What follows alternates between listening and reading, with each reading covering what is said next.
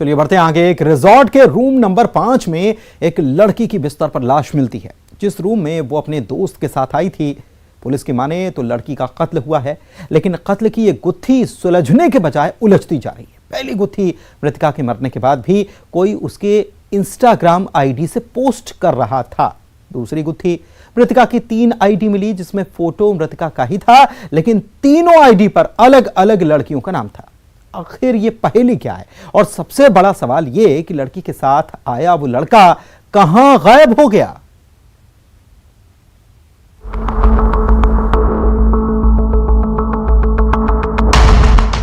I love you, Babu.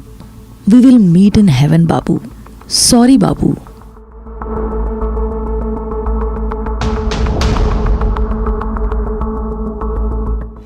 प्रथम दृष्टया इनके एक तो हाथ में कट है, कलाई में, और एक इनके गले में कट है। तो इससे प्रथम दृष्टया ये मर्डर ही लग रहा है। आईडी दिए है ना, वो फर्जी आईडी थी।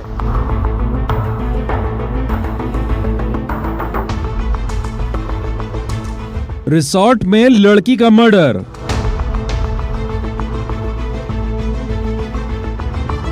वो मरकर भी जिंदा थी। I love you, Babu. We will meet in heaven, Babu. Sorry, Babu. कत्ल के बाद कौन कर रहा था पोस्ट?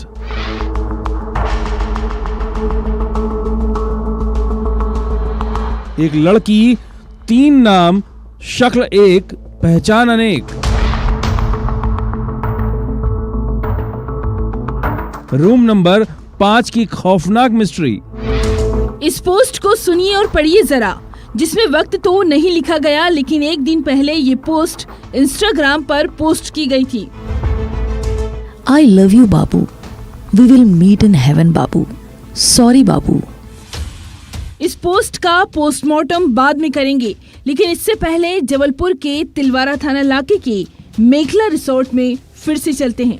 जिस रिसोर्ट के रूम नंबर 5 की मिस्ट्री पुलिस वाले जितनी सुलझाने की कोशिश कर रहे हैं, लाश की ये गुत्थी क्या उतनी उलझती जा रही है। जिस रूम नंबर 5 में एक लड़की की बिस्तर पर खून से लथपथ लाश 8 नवंबर को मिली थी। दोपहर 12 बजे आज थाना तिलवारा में सूचना मिली कि उसके रूम नंबर 5 में एक युवती की जो है डेड बॉडी पड़ी हुई है। तो अभी तक की जांच में ये सामने आया है कि ये युवती एक अपने दोस्त के साथ, युवक दोस्त के साथ यहाँ पर 6 नवंबर को आई थी। दोपहर लगभग 12 बजे इन लोगों ने चेक इन कराए। जिस लड़की की लाश मिली थी, पुलिस की माने तो शुरुआती तफ्तीश में ये बात सामने निकल कर आ रही है कि लड़की का कत्ल हुआ था।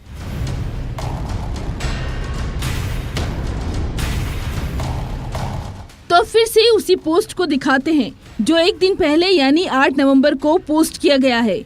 ये पोस्ट आखिर क्या शो कर रहा है? I love you, Babu. We will meet in heaven, Babu. Sorry, Babu. Instagram पर यह अकाउंट मरने वाली लड़की का है। तो आखिर जब वो लड़की मर चुकी थी तो उसकी आईडी से कौन ये पोस्ट कर रहा था, ये भी एक मिस्ट्री है। जिस पोस्ट में क्या कोई ये बताने की कोशिश कर रहा था लड़की ने सुसाइड किया है? आखिर पोस्ट की ये गुत्थी क्या है? प्रथम दृष्टया अभी जांच में तो पहले तो वो अज्ञात थी, उसकी हमने शिनाख्ती की है। और लड़का साथ में था, होटल में रुके थे, पर लड़का का नाम है कोई पाटीदार करके नाम है, नाम भूल रहा हूँ अभी मैं। उसमें आईडी कार्ड में जो दिया है वो गुजरात का उसका पता दिखा हुआ है और वो फरार है वो। तो फिर से इस रिसोर्ट में चलते हैं, जिस रिसोर्ट के रूम नंबर 5 में 8 नवंबर को बिस्तर पर लड़की की लाश मिली थी। 6 नवंबर को एक लड़का लड़की ने रिसोर्ट के रूम नंबर 5 में दोपहर 12 बजे चेक इन किया था। तब दोनों ने जो आईडी दी थी वो पुलिस की माने तो फर्जी थी। आईडी दिए है ना, वो फर्जी आईडी थी। कुछ सीसीटीवी भी कैद हुए थे। 7 नवंबर को शाम 5:37 पर लड़का रिसोर्ट से चला जाता है और 8 नवंबर को लड़की की लाश मिलती है। शाम में ये युवक यहाँ से निकल गया है उसके बाद जब होटल स्टाफ के द्वारा इनको डिनर के लिए कांटेक्ट किया गया तो उनको कोई रिस्पांस नहीं मिला, उनको लगा कि वो आराम कर रही हैं। उसके बाद जब सुबह भी कोई रिस्पांस नहीं मिला तो उनके द्वारा मास्टर की से गेट खोला गया, तो वहाँ पर इस तरह से डेड बॉडी मिलते ही उनके द्वारा पुलिस को सूचना दी गई। फेक आईडी की आखिर ये कहानी क्या है? इधर रिसोर्ट में जमा की गई लड़की की आईडी पर फोटो उसका ही था, लेकिन नाम किसी और का। दूसरी आईडी में भी नाम अलग था, लेकिन जब तहकीकात हुई तो लड़की का नाम कुछ और निकला। आखिर एक शक्ल और 3 नाम की ये पहेली क्या है? वो परिजन भी नहीं बता पा रहे हैं और लड़की तो है नहीं। पिछले 3 साल से लड़की बोले यहाँ जबलपुर में कहीं नौकरी करती थी प्राइवेट, वो भी नहीं बता रहे कहाँ नौकरी करती थी माँ बाप लड़की के। इधर तहकीकात में मृतिका जबलपुर के कुंडम की रहने वाली निकली। मृतिका के परिवार वालों को बुलाया गया। प्रथम दृष्टया अभी जांच में तो पहले तो वो अज्ञात थी, उसकी हमने शिनाख्ती की है। शव का पंचनामा करके बॉडी को पीएम के लिए भी भेज दिए। डॉक्टर साहब की पीएम रिपोर्ट के आधार पर ही हम अगली कार्रवाई करेंगे। सूत्रों से मिली जानकारी के मुताबिक मृतिका के साथ जो लड़का होटल में ठहरा था, उसने मृतिका की बहन को फोन कर ये बताया था कि उसने उसकी बहन को मौत के घाट उतार दिया है। अब वो कुछ काम से आए हैं, बोले गुजरात का पता था और यहाँ जबलपुर काम से आए हैं, बताए वो। आखिर वो लड़का कहाँ गायब हो गया? फेक आईडी की ये पहेली क्या है?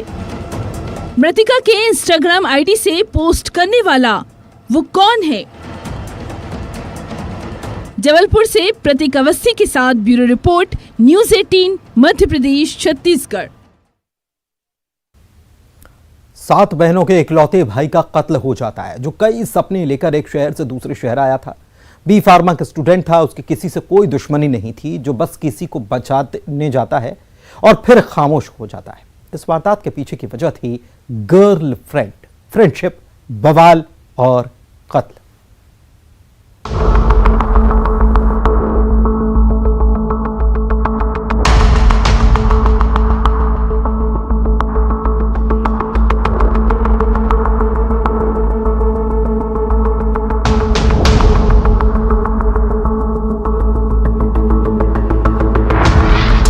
दोस्ती पर तकरार, नफरत का वार।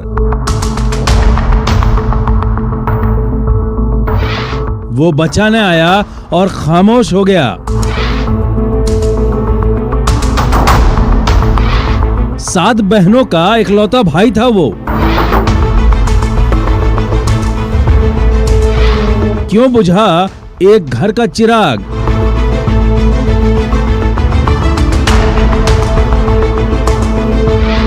गर्लफ्रेंड, फ्रेंडशिप, बवाल, कत्ल। एक रात ने राठौर परिवार पर वो कहर बरपाया कि 7 बहनों के इकलौते भाई की जान ही ले ली। इंदौर में B pharma 3rd year student Sujal Rathore Barwani से इंदौर कई सपने लेकर आया था, लेकिन एक रात में सारे सपनों की मौत ही हो गई। पलासिया के गीता भवन के पास इस इलाके में जो हुआ वो दिल दहलाने वाला है। वो पहले उसका एक दोस्त था सिद्धि सोनी, उसको कॉल किया, बुलाया कि इधर झगड़े हो गए। तो पहले भोला राम पे बुलाया था, उसके बाद फिर इसने यहाँ पे बुलाया गीता भवन पे। गीता भवन पे वो झगड़े हो रहे थे और सामने वाली जो पार्टी थी तो वो पत्थर और ईंट से मार रही थी। तो ये भी बीच में चला गया था समझाने, सोचा कि झगड़े तो नहीं होंगे ईंट से, तो पहले समझाने गए थे, फिर ईंट से मारने लगे। तो इसके ईंट एक यहाँ पे लग गई है, एक यहाँ पे। इस क्राइम सीन पर यह लड़का भी उसी वारदात की गवाही दे रहा है, जब सुजल पर ईंट और पत्थर से वार हुआ था। आखिर सुजल की किसी से क्या दुश्मनी थी जिस पर हमला हुआ? घायल सुजल को अस्पताल ले जाया गया। अब तक पुलिस वालों को भी कुछ नहीं पता था। अस्पताल में सुजल को यह कहकर लाया गया था कि यह एक्सीडेंट का मामला है, लेकिन कहानी कुछ और ही थी। अस्पताल में घायल सुजल को लाया गया, लेकिन डॉक्टर भी उसकी जान नहीं बचा पाए। सुजल का कसूर बस इतना था, वो अपने दोस्त को बचाने आया था। वो अपने दोस्त क्षितिज सोनी के साथ था।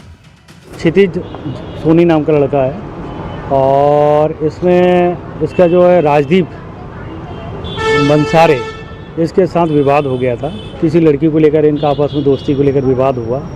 क्षितिज सोनी के साथ में सुजल राठौर आया था, तो इनका आपस में विवाद होने के कारण ईंट वगैरह इनने फेंके मारे तो राजदीप ने ईंट फेंक के मारा, तो वो क्षितिज सोनी का जो दोस्त था सुजल, उसको चेहरे पर ईंट लगी, जिससे वो गिर गया वहाँ पर। जब अस्पताल ले गए तो वो फोत हो गया। पुलिस ने जब इस केस की तहकीकात की तो निकला गर्लफ्रेंड का चक्कर, फ्रेंडशिप पर तकरार, और ये तकरार ऐसी खूनी बनी कि उसने सुजल की सांस ही छीन ली।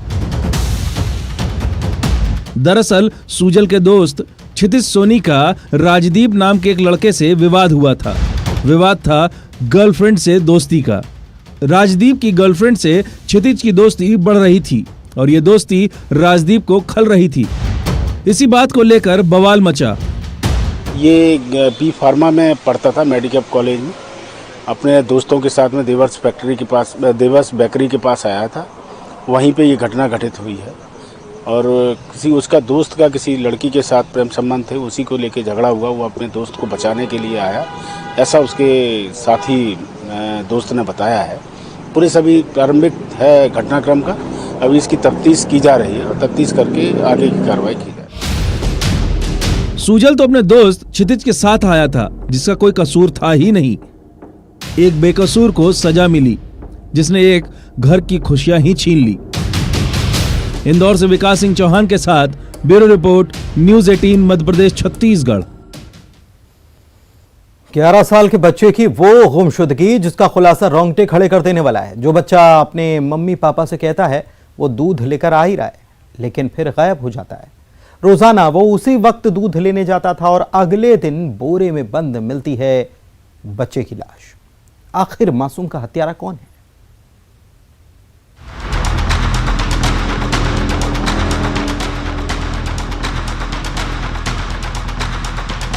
स्कूल के पीछे किसी बच्चे की डेड बॉडी पड़ी है, बोरी में बंद करके। बॉडी जो है वो एक सफेद बोरा था, उसमें बंद थी और रस्सी से बंधी हुई थी।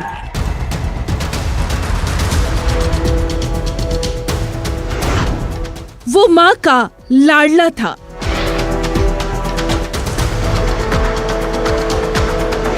पापा को जान से प्यारा था।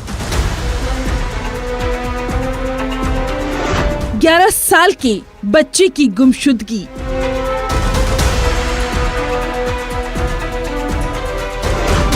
बोरे में बंद मिली लाश।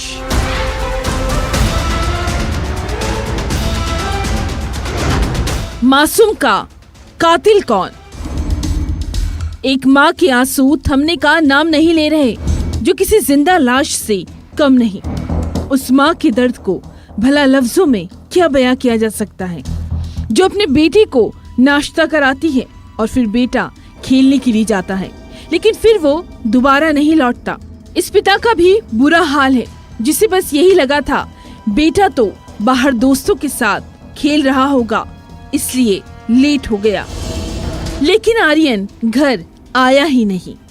11 साल का आर्यन शर्मा जो पापा से बस यही सवाल कर रहा था, पापा अपने साथ किस किस को ले जा रहे हो? उसकी मम्मी उसको बोला कि आप अंदर आ जाओ, तो नाश्ता भाई तैयार हो गया। तो नाश्ता उसकी मम्मी बनाई, तो वो नाश्ता किया। उसके बाद मम्मी उसकी नहलाई धुलाई। उसके बाद उसको तैयार करके वो मेरे से बोला, पापा आप गांव जा रहे हैं, किस किस को साथ लेके जा रहे हैं? तो मैं बोला हम जाएंगे, और मम्मी छोटा भाई जाएगा तुम्हारा, तुम दादी के पास ही रहना। वो बोला ठीक है सर। उसके बाद वो बाहर खेलने लगा। भिंड के देहात थाना इलाके का ये मामला है। अटेर रोड चंदनपुरा इलाके के श्री राम कॉलोनी में वीरेंद्र शर्मा का परिवार रहता है। 11 साल का आर्यन 8 नवंबर को सुबह 9 बजे घर से निकला था दूध लेने के लिए। उसके बाद वो लापता हो गया। सब जगह उसे तलाशा गया, दोस्तों से पूछताछ हुई, लेकिन बच्चे का सुराग नहीं लगा।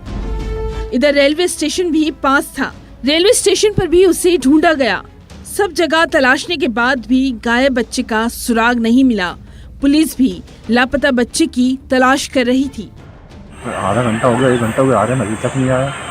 फिर मैं मोहल्ले के 2 लड़कों को और वहाँ मैं बोला उनके लड़के के साथ खेल कर रहा था, जो बगल में हमारे रहते हैं, तो उनको पूछवाया तो 2 लड़के भी नहीं थे। तो मैं सोचा उन्हीं लड़कों के साथ हमारा लड़का भी कहीं दूर खेलने से। तो उसके बाद जब उनके लड़के आ गए तब मैं बोला हमारा लड़का फिर हम लोग उसको ढूंढना चालू किए। ये संदेह था कि हो सकता है कि 11 साल का बालक है, तो पास में रेलवे स्टेशन है, वहाँ से हो सकता है किसी ट्रेन में बैठ के निकल गया हो। तो हम लोगों ने इटावा रेलवे स्टेशन में, ग्वालियर रेलवे स्टेशन में, सभी जगह, संपूर्ण जगह दिखवाया, लेकिन कोई सफलता हम लोग को नहीं मिली। अगले दिन यानी 9 नवंबर को मजदूर इस जगह पर आए और उन्हें बोरी में कुछ अजीब सा दिखा। सफेद बोरी की ये खौफनाक मिस्ट्री आखिर क्या थी?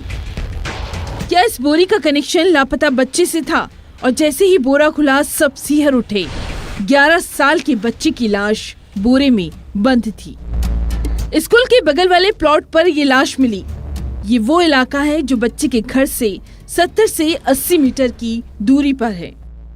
बॉडी जो है वो एक सफ़ेद बोरा था, उसमें बंद थी और रस्सी से बंधी हुई थी, और बाकी उसके जो चोटों की प्रकृति और अन्य जानकारी है वो पीएम होने के बाद ज़्यादा स्पष्ट।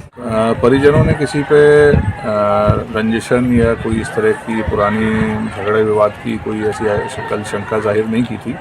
बाकी अभी हम लोग पता लगा रहे हैं कि किस वजह से ये सब घटनाक्रम हुआ है।